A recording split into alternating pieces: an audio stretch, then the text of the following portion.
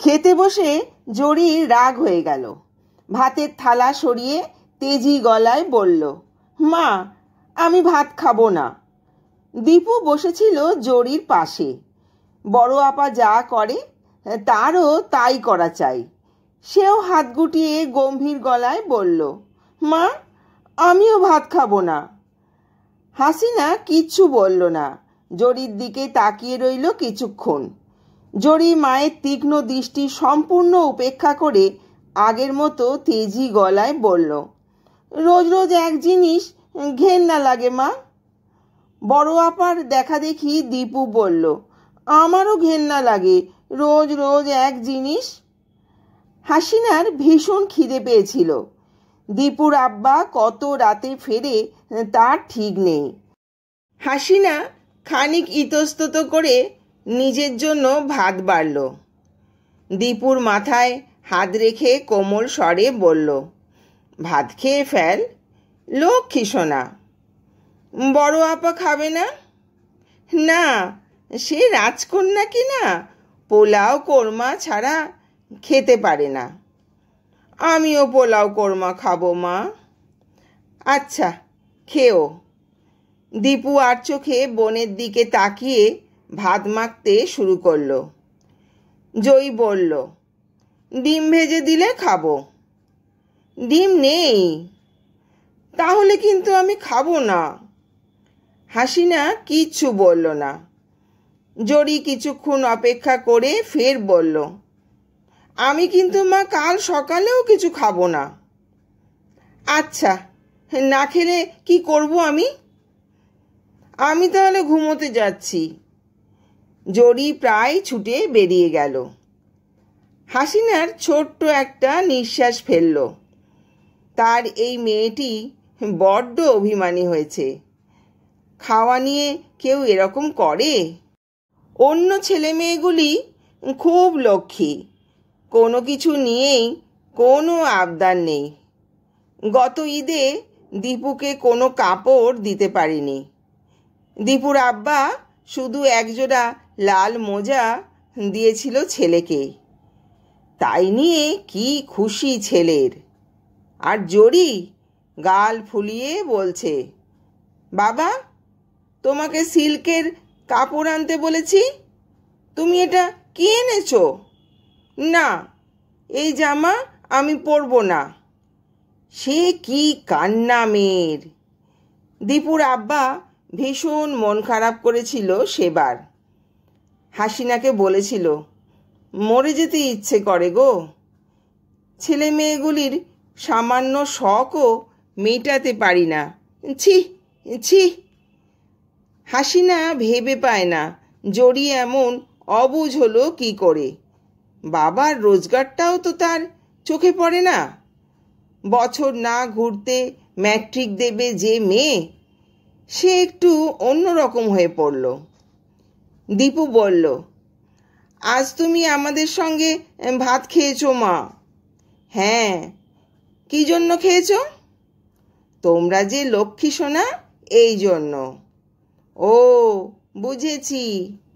দীপুটা এমন করে কথা বলে বড় মায়া লাগে হাসিনা।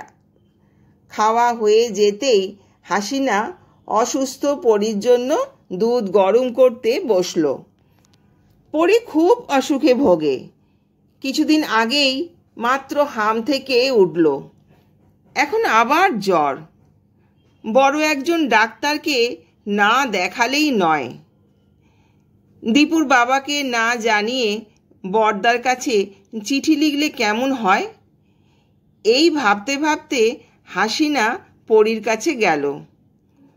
পরী মাকে দেখেই বলল, একটু ভাত খাবো মা, কাঁচা মরিচ দিয়ে ঝাল করে।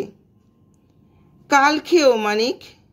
না মা, আজ খাবো, অল্প, মাত্র 3 লোকমা।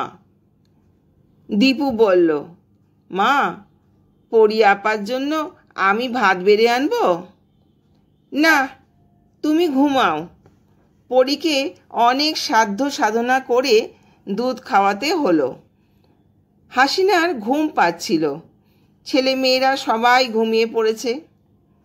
এই অঞ্চলটায় খুব সকাল সকাল রাত বাড়ে। 9টাও বাজেনি, এর মধ্যে কেমন নীরব হয়ে গেছে চারদিক। কুলিপট্টির দিকে মাঝে মাঝে হল্লার শব্দ উঠছে। এছাড়া চারদিক ভীষণ নীরব। রাত আরও বাড়তেই গুড়গুড় শব্দে মেঘ ডাকতে লাগলো, বিজলি চমকাতে লাগলো ঘন ঘন। আজ সারাদিন খুব গোমট গিয়েছে। ঝড়টার হবে কি না কে জানে।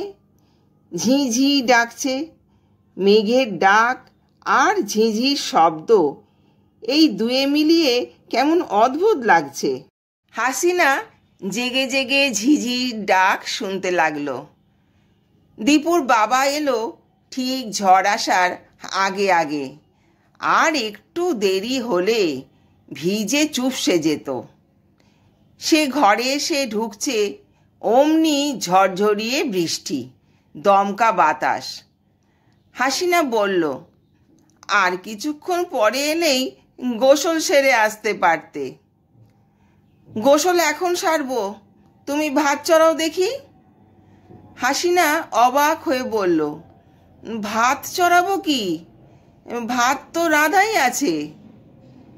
সে তো শুধু আমার জন্য, সবাই মিলে আজ আবার খাবো। দেখো কি এনেছি। হাসিনা দেখলো বড় সড়ো একটি রুই মাছ দড়ি দিয়ে কানকোর সঙ্গে বাঁধা। হাসিনা বলল, ও মা, হঠাৎ এত বড় মাছ, কি ব্যাপার? আছে একটা ব্যাপার। দীপুর বাবা রহস্যময় হাসি হাসতে লাগলো। আজ থেকে আমার 40 টাকা বেতন বেড়েছে। তোল তোল, সবাইকে ঘুম থেকে ডেকে তোল। ওরে ও জড়ি, ওর তো মা। কিছুক্ষণ পর দেখা গেল সব কটি ছেলে মেয়ে উঠোনের চারপাশে গোল হয়ে বসে আছে। অসুস্থ শরীরে পরিও উঠে এসে তার বাবার গায়ে হেলান দিয়ে বসেছে। দীপু বসেছে তার বাবার কোলে। পরি বলল, আমি কিন্তু তোমাদের সঙ্গে ভাত খাবো বাবা। আচ্ছা খাবি। দীপু বলল, আমরা আজ 2বার করে ভাত খাবো, তাই না বাবা? হ্যাঁ, 2বার করে কেন খাবো বাবা? বড় মাছ এনেছি তো সেই জন্য। ও বুঝেছি। জড়ি মাছ ভেজে ভেজে থালায় রাখছিল। আনন্দে তার চোখ ঝলমল করছে। সে বলল, রোজ রোজ এরকম বড় বড় মাছ হলে বেশ হয়, তাই না বাবা? আমার জড়িমা তাহলে খুব খুশি হয়। পরি বলল, রঞ্জু মামা গত বছর এর চেয়ে বড় একটা মাছ এনেছিল না মা? সেটা আরো কত বড়? তোর বাবা একবার একটা চিতল মাছ এনেছিল, মাপ দিয়ে দেখেছি আমার চেয়েও লম্বা। দীপু চোখ কপালে তুলে বলল, তুমি ভয় পেয়েছিলে তাই না মা? হেসে উঠল সবাই। ভাত তখনও হয়নি, কাজেই অনেকক্ষণ ধরে মাছ মারার গল্প হতে থাকলো। দীপুর বাবা একসময় জিজ্ঞেস করলেন, সবচেয়ে বড় মাছের কি নাম দীপু? চিতল মাছ বাবা। জড়ি বলল, দূর বোকা, তিমি মাছ। রাত বাড়তেই থাকলো। খাওয়া দাওয়া অনেক আগেই সারা হয়েছে, তবু ছেলেমেয়েরা বাবাকে ঘিরে বসে রয়েছে। সামান্য সব কথায় হা হা করে হেসে উঠছে। বাসন কোসন কলতলায় রাখতে গিয়ে হাসিনা অবাক হয়ে দেখে মেঘ কেটে অপরূপ জ্যোৎস্না উঠেছে। বৃষ্টি ভেজা গাছপালায় ফুটফুটে জ্যোৎস্না। সে অবাক হয়ে তাকিয়ে থাকে সেদিকে। অকারণেই তার চোখে জল এসে যায়। বন্ধুরা, চ্যানেলটাকে সাবস্ক্রাইব করে পাশে থেকো। ধন্যবাদ।